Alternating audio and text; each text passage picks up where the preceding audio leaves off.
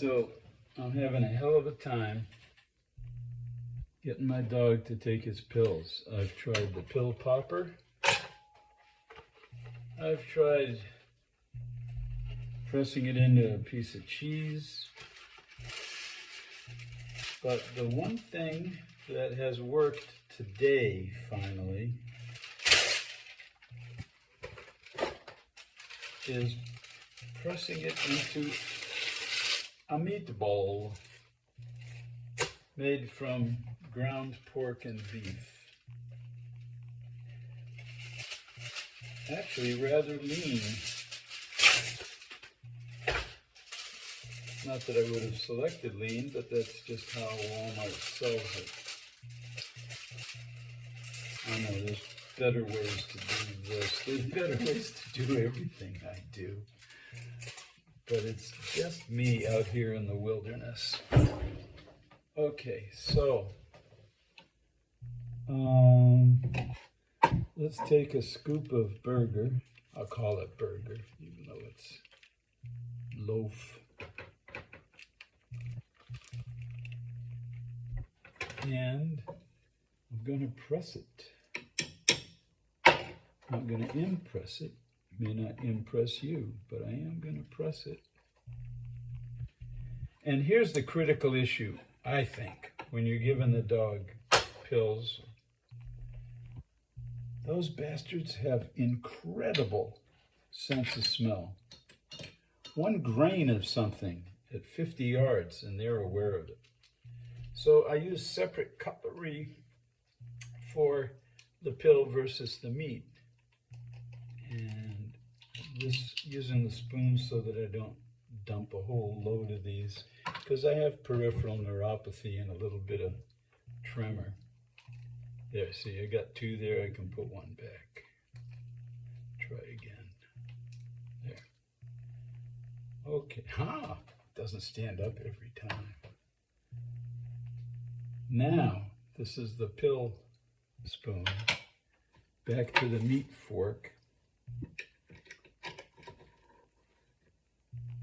Ta-da. And here come your spicy meatball. Hopefully it's not spicy at all. All right. Just because I want to do a batch of them, I'm going to wrap it. Can you imagine starting this from scratch 4 times a day? Yeah, that's how often he's getting it. There's one pill for fungus and another for a skin infection. The fungus one is called terbinafine, and unfortunately the infection one is called cephalexin, and I have to be really careful of that because I react. I'm allergic to that.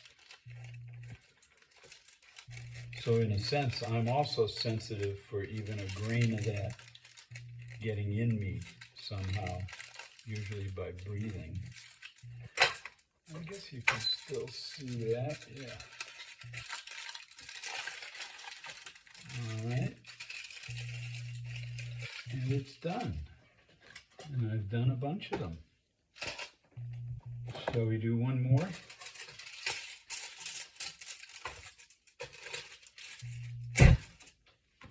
Use up the rest of the meat, I guess. This will be a big one, which isn't a good idea because you'll be less likely to gobble it up and instead might chew on it, which will expose the pills.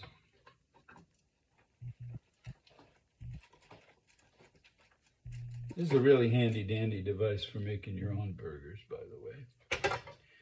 Which is ironic because I can't have meat. My kidneys are gone. Trying to postpone dialysis by avoiding meat. So far it's working, but it won't work forever. Yes, that was the cap for this falling off.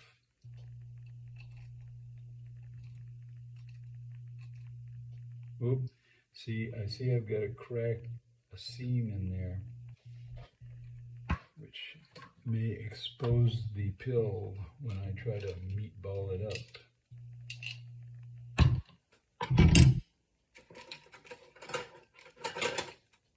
We're not talking about rocket science. Oh, see, I've got a little extra. I think I'm going to trim that off and use that as a warm-up treat the next time I go to give him the actual meatball. Although, as I say, his sense of smell, he'll smell that meat and get excited all by itself. In fact, let's see if I can get the dog in here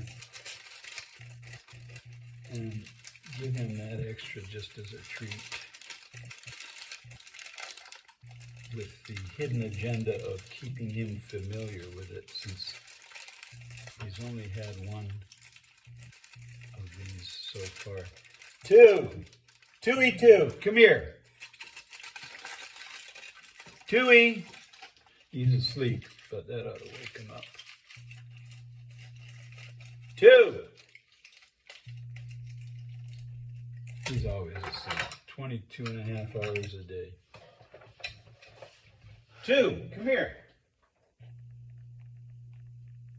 No, I don't hear anything.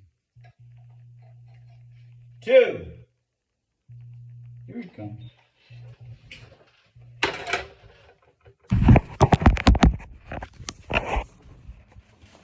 Come here. Come here, dopey. Tooie, come here.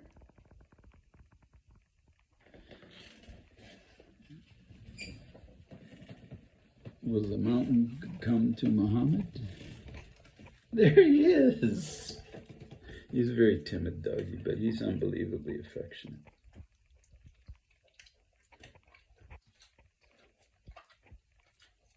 Hey, show him your fungus. There's a fungus among us.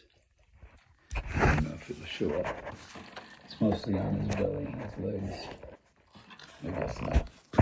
All right, that's the doggy meatball lesson for today.